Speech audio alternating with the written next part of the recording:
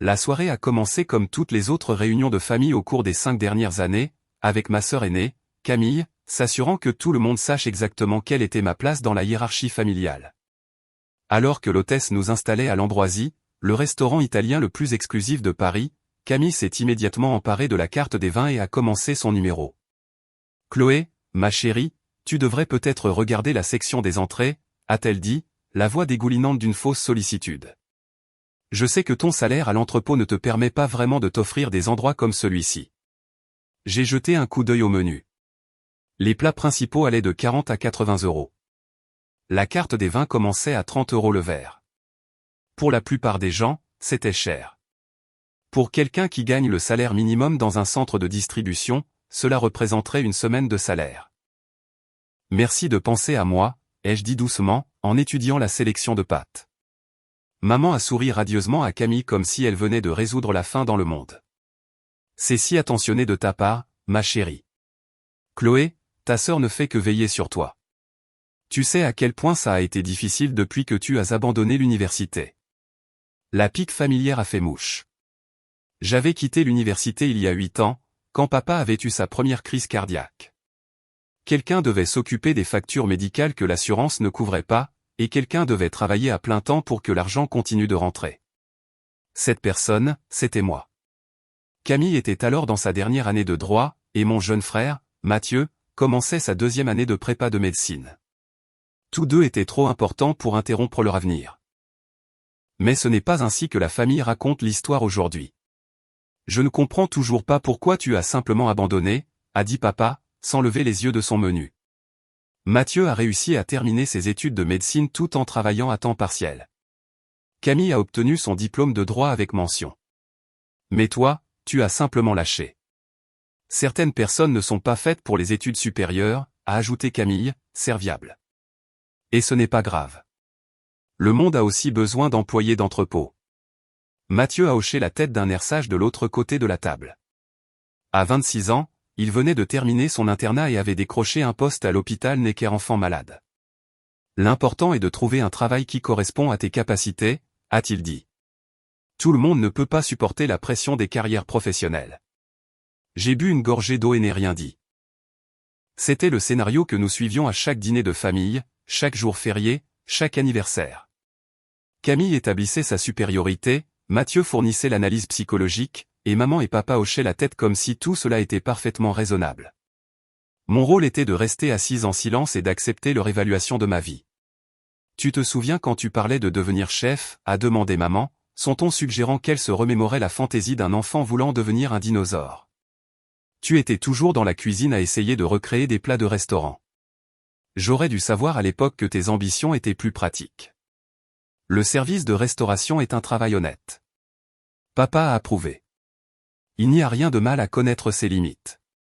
La serveuse s'est approchée de notre table, une jeune femme à la posture parfaite et à l'uniforme d'apparence coûteuse. « Bonsoir à tous. Bienvenue à l'Ambroisie. Puis-je commencer par vous recommander quelques vins ?» Camille a immédiatement pris les choses en main, comme toujours. « Il nous faudra quelque chose d'impressionnant. C'est une célébration, le 60e anniversaire de notre mère. Qu'avez-vous de vraiment spécial ? » Notre sommelier recommande le Volnay 2015, a répondu la serveuse. Il est à 110 € la bouteille.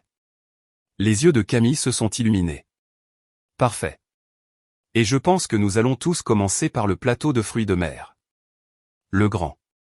J'ai de nouveau regardé le menu. Le grand plateau de fruits de mer coûtait 170 €. Avec le vin, les amuse-gueules et les plats principaux, ce dîner coûterait facilement plus de 550 €. Camille voulait marquer le coup, comme d'habitude. Elle pouvait se permettre d'offrir à la famille des dîners coûteux. Moi non. En fait, est intervenu papa, peut-être que Chloé préférerait quelque chose de plus dans ses moyens. Le poulet parmesan n'est qu'à 35 €. Papa, ce n'est pas un problème, ai-je dit. Je peux me payer le dîner. Ma chérie, nous savons que tu es fière, a dit maman en tendant la main pour tapoter la mienne. Mais il n'y a aucune honte à être pratique. Ta sœur peut se charger des plats chers. Tu devrais commander ce qui est logique pour ton budget. La chaleur familière est montée dans ma poitrine. Pas de la colère, exactement, mais quelque chose de plus profond. La patience minutieuse que j'avais cultivée pendant 8 ans. J'avais appris il y a longtemps que se disputer ne faisait qu'empirer les choses. Quand j'avais essayé d'expliquer la vraie raison pour laquelle j'avais quitté l'université, ils m'avaient accusé de chercher des excuses. Quand j'avais mentionné les semaines de 60 heures que j'avais travaillé pour couvrir les factures médicales de papa, ils avaient dit que j'étais dramatique. Quand j'avais souligné que j'avais pris en charge les paiements de l'hypothèque pendant 6 mois après l'opération de papa, Camille avait dit que je tenais les comptes et que j'étais mesquine. Alors, j'avais arrêté d'expliquer. J'avais arrêté de me défendre.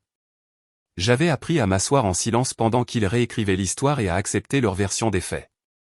C'était plus facile que de mener une bataille que je ne pourrais jamais gagner. Le poulet parmesan semble parfait, ai-je dit avec un sourire. Camille apparut satisfaite. Excellent choix. Très raisonnable. La serveuse a pris nos commandes et a disparu. La conversation a porté sur le nouveau poste de Mathieu à l'hôpital, le dernier cas de Camille dans son cabinet d'avocat et le club de jardinage de maman. J'écoutais et hochais la tête aux moments opportuns, jouant mon rôle assigné de contre-exemple familial. Oh, j'ai oublié de mentionner, a dit Camille alors que nous attendions nos entrées. Alexandre et moi cherchons des maisons à Neuilly-sur-Seine. Nous avons trouvé une superbe maison coloniale avec 6 chambres et un garage pour 3 voitures. Neuilly-sur-Seine était le quartier le plus exclusif de la ville. Les maisons y commençaient à 750 000 € et pouvaient atteindre plusieurs millions. C'est merveilleux, ma chérie, s'est exclamée maman. Vous avez travaillé si dur tous les deux. Vous méritez chaque once de succès. L'acompte à lui seul est plus que ce que la plupart des gens gagnent en 5 ans, a poursuivi Camille, se délectant manifestement. Mais la promotion d'Alexandre au rang d'associé s'est accompagnée d'une prime substantielle, et ma charge de travail a été incroyablement lucrative. Elle m'a jeté un regard pour s'assurer que j'étais bien impressionné par sa réussite. Bien sûr, nous devrons l'aménager convenablement. Nous pensons engager un architecte d'intérieur, quelqu'un qui comprend la qualité. De l'argent bien dépensé, a approuvé papa. Les premières impressions comptent dans votre secteur. Les clients ont besoin de voir que vous réussissez. Exactement, a dit Camille. L'image est primordiale dans les carrières professionnelles. Les gens vous jugent sur votre environnement, vos vêtements, les endroits où vous dînez. Elle a fait un geste vers le restaurant élégant. Des endroits comme celui-ci envoient un message sur qui vous êtes. Le message était clair. Sa place était dans des endroits comme l'Ambroisie. Pas la mienne. Nos entrées sont arrivées, le plateau de fruits de mer massif que Camille avait commandé, ainsi que plusieurs assiettes plus petites. Tout avait l'air exquis et cher. Camille a fait tout un spectacle en photographiant la nourriture pour ses réseaux sociaux, inclinant son téléphone pour capturer l'intérieur élégant du restaurant. Ça va être incroyable sur Instagram, a-t-elle dit. Mes abonnés adorent voir les endroits haut de gamme qu'Alexandre et moi découvrons. Combien d'abonnés as-tu maintenant, a demandé maman, visiblement fière. Presque 15 000, a répondu Camille. Principalement d'autres avocats et des professionnels. C'est en fait excellent pour le réseautage. J'ai eu 3 nouveaux clients juste grâce à des gens qui ont vu mes publications de restaurants. Mathieu a hoché la tête d'un air approbateur. La présence sur les réseaux sociaux est cruciale pour le développement professionnel. Les employeurs et clients potentiels recherchent tout de nos jours. C'est exactement pourquoi je fais attention à ce que je publie, a dit Camille, en prenant une autre photo. Il faut soigner une image qui reflète son statut et ses aspirations. Les gens ont besoin de voir que vous évoluez à un certain niveau. Je comprenais le sous-entendu. Ma présence sur les réseaux sociaux, le peu qui en existait, ne reflèterait pas le genre de statut qui vaille la peine d'être affiché. Ma vie n'impressionnerait pas le réseau professionnel de Camille. Chloé, tu devrais vraiment travailler à construire ta présence en ligne, a suggéré maman. Peut-être poster quelques photos de ton travail à l'entrepôt. Montrer aux gens que tu as un emploi et que tu es responsable. C'est gentil, maman, a dit Camille avec un sourire condescendant. Mais le travail de Chloé n'est pas vraiment le genre de chose qui construit une crédibilité professionnelle. Peut-être qu'elle pourrait plutôt poster certaines de ses expériences culinaires. Les blogs de cuisine sont populaires auprès des gens ordinaires. Les gens ordinaires, par opposition au réseau professionnel de Camille composé d'avocats, de médecins et de cadres. Nos plats principaux sont arrivés, et la conversation a continué sur les mêmes thèmes familiers. Camille a décrit sa dernière victoire juridique, une affaire d'entreprise complexe qui avait rapporté des honoraires substantiels à son cabinet. Mathieu a parlé d'une chirurgie pédiatrique difficile à laquelle il avait assisté. Maman et papa buvaient leurs paroles, posant des questions détaillées et exprimant une admiration appropriée pour les réalisations de leurs enfants qui avaient réussi. Quand ils se sont tournés vers moi, les questions étaient différentes. « Comment ça va à l'entrepôt, Chloé ?» a demandé papa, son ton suggérant qu'il s'informait d'une situation temporaire plutôt que de ma véritable carrière. « Bien, ai-je répondu. La haute saison commence, donc il y a beaucoup d'heures supplémentaires disponibles. » « Les heures supplémentaires, c'est bien, a dit maman d'un ton encourageant. Chaque petit peu aide quand on a un budget serré. Fais juste attention à ne pas t'épuiser, a ajouté Camille. Le travail physique est éprouvant pour le corps. Tu dois penser à ta santé à long terme. Mathieu a hoché la tête d'un air professionnel. Les troubles musculo-squelettiques sont courants dans le travail en entrepôt. Tu devrais faire attention à ta posture et à ta technique de levage. Il voulait bien faire, me suis-je dit. Il se souciait de mon bien-être. Mais d'une manière ou d'une autre, leur sollicitude ressemblait toujours à un autre rappel de mes limites, une autre suggestion douce que je n'étais pas tout à fait capable de gérer ma propre vie. Je fais attention, ai-je dit simplement. Bien, a dit papa. Nous nous inquiétons pour toi, ma chérie. Travailler dans cet environnement, au milieu de tous ces gens si différents. Des gens si différents. Il voulait dire des gens sans diplôme universitaire, des gens qui travaillaient de leurs mains, des gens qui n'étaient pas destinés à une réussite professionnelle. Des gens comme moi, apparemment. La conversation a été interrompue par une petite agitation près de l'entrée du restaurant. Je pouvais voir plusieurs serveurs regroupés autour du poste d'accueil, et il semblait y avoir une sorte de discussion. Un des serveurs montrait notre table du doigt. Je me demande ce que c'est, a dit maman, tendant le cou pour voir. Probablement un problème avec une autre table, a dit Camille d'un ton dédaigneux. Des endroits comme celui-ci doivent faire face à toutes sortes de clients difficiles, des gens qui ne comprennent pas le fonctionnement de la haute gastronomie. Pendant qu'elle parlait, un homme distingué en costume coûteux s'est approché de notre table. Il avait les cheveux argentés, un sourire chaleureux et le genre d'assurance qui suggérait qu'il était quelqu'un d'important. Le serveur s'est écarté respectueusement sur son passage. « Excusez-moi » a-t-il dit poliment. « Je suis Robert Fournier, le directeur général. J'espère que vous passez tous une excellente soirée. » Tout a été merveilleux, a dit Camille immédiatement, adoptant sa voix professionnelle. Le service est impeccable. La nourriture est exceptionnelle. Vous dirigez un excellent établissement. Merci beaucoup, a répondu Robert. Je suis ravi de l'entendre. En fait, j'espérais parler à mademoiselle Dubois. Ses yeux m'ont trouvé de l'autre côté de la table. Mademoiselle Chloé Dubois. La table est devenue silencieuse. Tout le monde me fixait avec des expressions confuses. C'est moi, ai-je dit doucement. Le visage de Robert s'est éclairé d'un sourire sincère. Mademoiselle Dubois, je m'excuse d'interrompre votre dîner. Je voulais vous souhaiter personnellement la bienvenue à l'Ambroisie. Cela fait plusieurs semaines depuis votre dernière visite, et vous nous avez manqué. Je sentais les yeux de ma famille me transpercer, mais j'ai gardé une expression neutre. Merci, Robert. C'est bon d'être de retour. Votre salon privé habituel est préparé si vous préférez plus d'intimité pour votre célébration, a-t-il poursuivi. Je sais que vous préférez généralement l'atmosphère plus calme pour les réunions de famille. La bouche de Camille était légèrement entr'ouverte. Papa regardait Robert comme s'il parlait une langue étrangère. Maman avait l'air complètement déconcertée. En fait, nous sommes bien ici ce soir, ai-je répondu calmement. Mais merci pour l'offre. Bien sûr, a dit Robert avec une légère inclination de tête. S'il vous plaît, faites-moi savoir s'il y a quoi que ce soit que je puisse faire pour rendre votre soirée plus agréable. Le chef a préparé une sélection spéciale de desserts en l'honneur de l'anniversaire de votre mère, si vous souhaitez la voir plus tard. C'est très attentionné, ai-je dit. Nous y jetterons certainement un coup d'œil. Merveilleux. Profitez du reste de votre dîner. Robert a salué poliment la table et s'est éloigné. Le silence qui a suivi était assourdissant. Quoi? A commencé papa, puis s'est arrêté.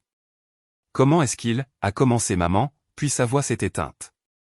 Camille a été la première à retrouver sa voix. Chloé, comment le directeur de l'Ambroisie te connaît-il? Tu es déjà venu ici? J'ai pris une gorgée de mon vin et j'ai réfléchi attentivement à ma réponse. Quelquefois. Quelquefois, a répété Mathieu. Chloé, cet endroit coûte plus que ton salaire hebdomadaire. Comment as-tu pu te permettre de manger ici quelquefois? Et il a dit, votre salon privé habituel, a ajouté Camille, sa voix montant légèrement. Chloé, les salons privés ici coûtent des milliers d'euros. Ils sont pour les événements d'entreprise et les occasions spéciales. Comment saurais-tu même qu'ils existent? Je pouvais voir les rouages tourner dans leur tête, essayant de concilier ce dont ils venaient d'être témoins avec tout ce qu'ils croyaient de ma vie. Leurs esprits n'arrivaient pas à l'intégrer. J'étais Chloé l'employée d'entrepôt, Chloé l'étudiante qui avait abandonné ses études, Chloé qui ne pouvait pas se payer un bon dîner. Je n'étais pas Chloé qui avait des salons privés habituels, dans des restaurants exclusifs. Je ne comprends pas, a dit maman lentement. Ma chérie, as-tu dépensé de l'argent que tu n'as pas? Es-tu endettée? L'instinct protecteur familier s'est manifesté. Pendant 8 ans, je les avais laissés croire ce qu'ils voulaient croire de ma vie. C'était plus facile que d'expliquer, plus facile que de faire face à leurs questions et à leur scepticisme. Mais assise là, à les regarder se débattre pour comprendre le simple fait que le directeur du restaurant connaissait mon nom, j'ai réalisé à quel point leurs préjugés s'étaient profondément enracinés. Je ne suis pas endetté, maman, ai-je dit doucement. Alors comment, a commencé Camille. Excusez-moi. Une autre voix a interrompu notre conversation. C'était notre serveuse initiale, l'air légèrement nerveuse. Je suis désolé de vous déranger à nouveau, mais il y a eu un petit problème avec votre addition. Camille s'est immédiatement tendue. Quel genre de problème? Eh bien, a dit la serveuse, me regardant avec incertitude, notre système indique que la réduction pour employés de Mademoiselle Dubois aurait dû être appliquée automatiquement, mais il semble y avoir un problème technique. Préférez-vous que nous l'ajustions maintenant, ou devrions-nous nous en occuper après le dîner? Les mots flottaient dans l'air comme une bombe sur le point d'exploser. Réduction pour employés, a dit papa d'une voix faible. La serveuse semblait confuse par la réaction de la famille. Monsieur, les avantages sociaux du groupe propriétaire de Mademoiselle Dubois. Nous offrons généralement le repas entier pour les célébrations familiales, mais le système ne la reconnaît pas ce soir pour une raison quelconque. Le visage de Camille était devenu complètement blanc. Groupe propriétaire? Je m'en occuperai plus tard, ai-je dit rapidement à la serveuse. Ne vous en souciez pas maintenant. Bien sûr, Mademoiselle Dubois. Je vais prendre une note dans le système. La serveuse a de nouveau disparu, nous laissant dans un autre silence stupéfait. Cette fois, personne n'a parlé pendant 1 minute entière. Finalement, Mathieu s'est éclairci la gorge. Chloé, a-t-il dit prudemment, que fais-tu exactement comme travail? J'ai regardé les visages choqués de ma famille autour de la table. Maman serrait sa serviette comme une bouée de sauvetage. Papa me fixait comme si des ailes m'avaient soudainement poussé. Camille avait l'air de quelqu'un à qui on venait de dire que la terre était plate. Je travaille dans un entrepôt, ai-je dit simplement. Mais la réduction pour employés, a chuchoté maman. Le groupe propriétaire. Je travaille à l'entrepôt qui approvisionne l'ambroisie, ai-je expliqué calmement. Ainsi que 12 autres restaurants de la ville. C'était techniquement vrai. Je travaillais bien à l'entrepôt. Je n'avais simplement pas mentionné que j'en étais la propriétaire. Tu es distributrice, a demandé papa, l'espoir s'insinuant dans sa voix. Peut-être que sa fille n'était pas un échec complet après tout. Peut-être qu'elle avait juste été modeste sur son titre de poste. Quelque chose comme ça, ai-je répondu. Avant que quiconque puisse poser d'autres questions, Robert est réapparu à notre table, cette fois l'air légèrement désolé. Mademoiselle Dubois, je suis terriblement désolé de vous interrompre à nouveau, mais nous avons une situation qui requiert votre attention. Le chef de cuisine du bistrot Laurent vient d'appeler.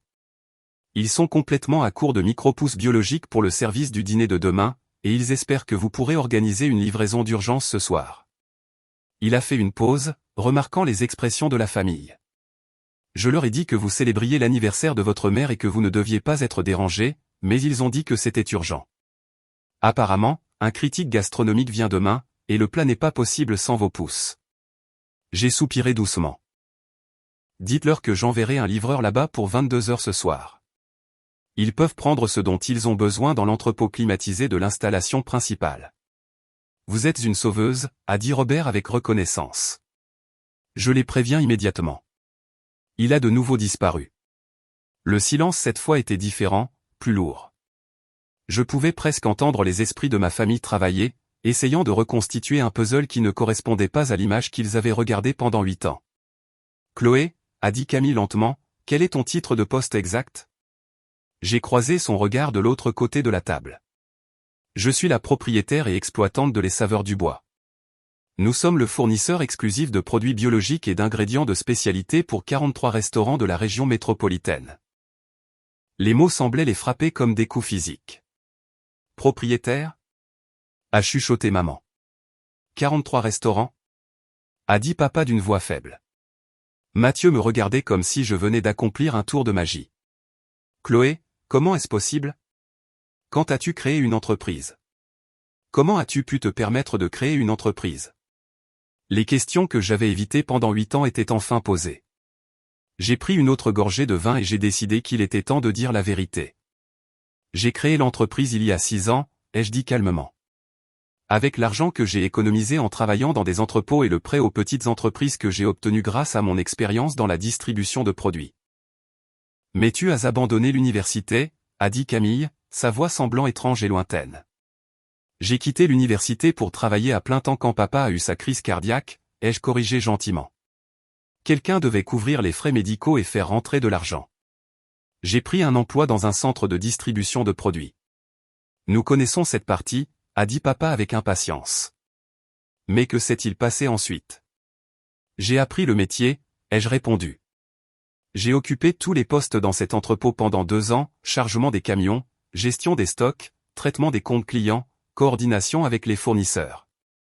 J'ai appris comment les restaurants fonctionnent, ce dont ils ont besoin, quand ils en ont besoin. J'ai fait une pause, me souvenant de ces débuts épuisants. J'ai remarqué que les restaurants haut de gamme avaient du mal à trouver des sources fiables d'ingrédients biologiques et de spécialité. Les grands distributeurs se concentraient sur le volume, pas sur la qualité. Les petits restaurants ne pouvaient pas obtenir un accès constant aux produits dont ils avaient besoin. Maman écoutait la bouche légèrement ouverte. Alors, tu as créé ta propre entreprise. J'ai commencé petit, ai-je dit. Un restaurant, un camion de livraison, 3 types d'herbes biologiques que je cultivais moi-même dans une serre louée. Le restaurant a adoré la qualité et la fiabilité. Ils m'ont recommandé à un autre restaurant, puis à un autre. Camille secoua lentement la tête. Mais Chloé, démarrer une entreprise nécessite des capitaux, du matériel, des installations. Comment as-tu pu te payer tout ça avec un salaire d'entrepôt? J'ai vécu très simplement pendant 4 ans, ai-je dit. J'ai loué un studio pour 280 € par mois. Je conduisais une voiture vieille de 15 ans. Je mangeais du riz et des haricots pour le dîner la plupart des soirs. Chaque centime que je ne dépensais pas pour les nécessités absolues était investi dans l'entreprise. La vérité était plus compliquée que cela, mais c'était plus facile que d'expliquer les calculs minutieux que j'avais faits, les risques que j'avais pris, les journées de 18 heures que j'avais travaillé pour construire quelque chose à partir de rien. À chaque réunion de famille, tu nous as laissé penser que tu avais des difficultés, a dit Mathieu, sa voix teintée de ce qui aurait pu être une accusation. Je n'avais pas de difficultés, ai-je répondu. Je construisais quelque chose. Il y a une différence. Mais pourquoi ne nous l'as-tu pas dit, a demandé maman, des larmes se formant dans ses yeux. Ma chérie, nous nous sommes tellement inquiétés pour toi. Nous pensions que tu joignais à peine les 2 bouts. J'ai regardé son visage gentil et confus et j'ai senti la douleur familière dans ma poitrine. Parce qu'à chaque fois que j'essayais d'expliquer ce que je faisais, vous me disiez que je cherchais des excuses. Quand j'ai mentionné que je travaillais 60 heures par semaine, vous avez dit que j'étais dramatique. Quand j'ai parlé de mes projets d'entreprise, vous avez dit que j'étais irréaliste. La table était de nouveau silencieuse. Je pouvais les voir réfléchir, se souvenir de conversations qu'ils avaient oubliées ou écartées. Tu avais dit que tu allais démarrer une entreprise de traiteur, a dit papa lentement. Il y a 3 ans, à Noël, tu as mentionné avoir quelques clients restaurateurs. 15 clients restaurateurs, ai-je corrigé. Et ce n'était pas du service traiteur. C'était de la distribution de produits de spécialité. Mais quand j'ai essayé d'expliquer, Camille a dit que je jouais à l'entrepreneur. Et Mathieu a dit que je devrais me concentrer sur des objectifs réalistes. Le visage de Camille est devenu rouge vif. Je ne voulais pas dire, alors j'ai arrêté d'essayer d'expliquer, ai-je continué calmement. C'était plus facile de vous laisser penser ce que vous vouliez que de continuer à me défendre. Robert est apparu une dernière fois à notre table, l'air désolé mais pressé. Mademoiselle Dubois, je suis vraiment désolé, mais j'ai une dernière demande. Le propriétaire de ce nouveau restaurant de viande du centre-ville est ici ce soir, et il espère discuter de la possibilité de devenir client. Dois-je lui dire que vous n'êtes pas disponible, ou seriez-vous disposé à lui parler brièvement? J'ai jeté un coup d'œil à ma famille, à leurs visages abasourdis. Dites-lui que je serai heureuse de lui parler, mais pas ce soir. Demandez-lui d'appeler mon bureau lundi matin. Mon assistante pourra fixer un rendez-vous en bonne et due forme. Parfait, a dit Robert. Merci de votre patience. Il a commencé à s'éloigner, puis s'est retourné.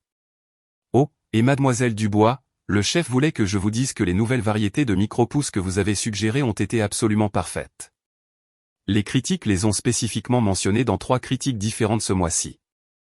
Après son départ, personne n'a parlé pendant un long moment. Finalement, Camille s'est éclairci la gorge. Chloé, dit-elle doucement, quelle est la taille de ton entreprise? J'ai réfléchi à la façon de répondre à cette question.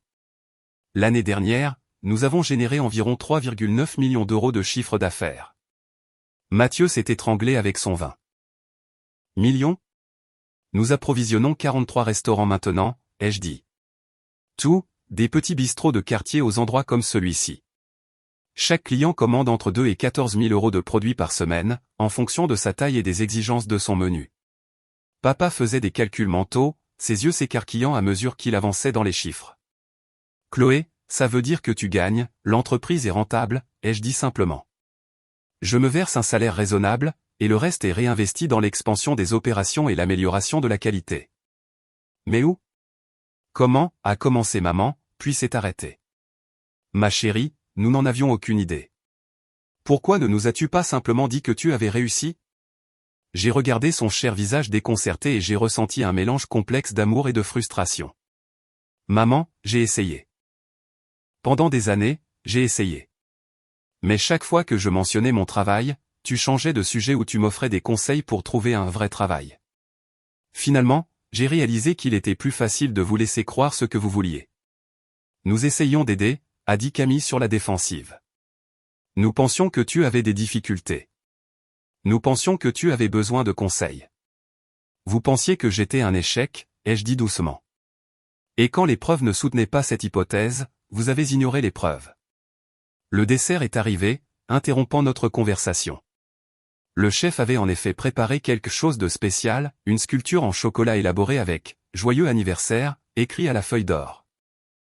C'était magnifique et manifestement cher.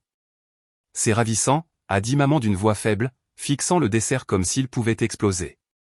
Offert par la maison, a dit notre serveuse avec un sourire. Pour l'anniversaire de la mère de mademoiselle Dubois. Après le départ de la serveuse, nous sommes restés assis en silence, picorant le dessert élaboré. L'ambiance avait complètement changé depuis le début de la soirée. Camille avait l'air dégonflé. Mathieu ne cessait de me regarder comme s'il voyait une étrangère. Maman et papa semblaient perdus dans leurs pensées. Je ne comprends pas, a dit papa finalement. Si tu réussis, pourquoi vis-tu toujours dans ce petit appartement? Pourquoi conduis-tu cette vieille voiture? Parce que je m'y sens bien, ai-je répondu. Et parce que la construction d'une entreprise nécessite une gestion financière prudente. J'investis mes bénéfices dans le matériel, les installations et les salaires des employés. Je me paie assez pour vivre confortablement, mais je n'ai pas besoin de vivre de manière extravagante. Mais tu pourrais te le permettre, a dit Camille. Tu pourrais t'offrir une belle maison, une nouvelle voiture, des vêtements chers. Je pourrais, ai-je convenu. Mais je ne veux pas de ces choses pour le moment. Peut-être un jour. Pour l'instant, je me concentre sur la construction de quelque chose de durable. Mathieu secoua lentement la tête. Pendant tout ce temps, nous pensions que tu avais besoin de notre aide.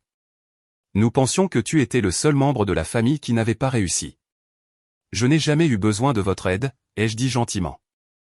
J'avais besoin de votre respect. J'avais besoin que vous écoutiez quand j'essayais de vous parler de ma vie au lieu de supposer que vous saviez mieux.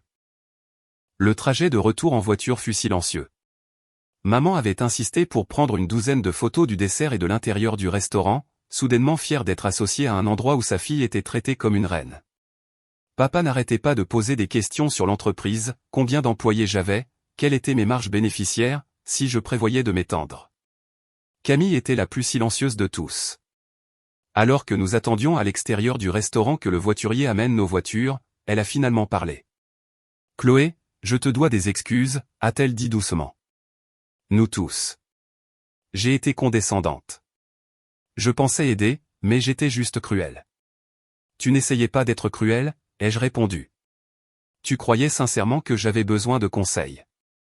Mais j'aurais dû écouter, a-t-elle dit. J'aurais dû prêter attention à ce que tu disais vraiment au lieu de faire des suppositions.